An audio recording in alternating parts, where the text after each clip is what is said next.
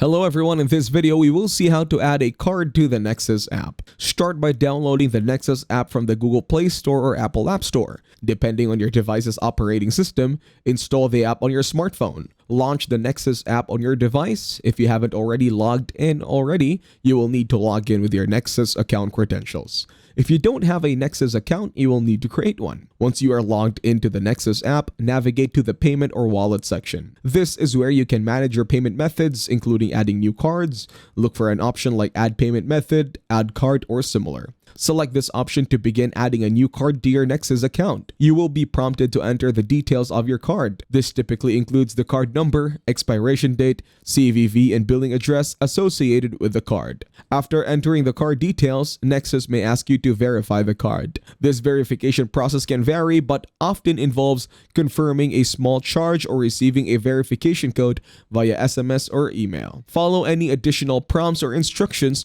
to complete the process of adding the card to your Nexus account. Once completed, the card should be available for use within the app for payments and transactions. To ensure the card has been working successfully, you can make a small test transaction and check payment methods in the Nexus app to see if the card is listed.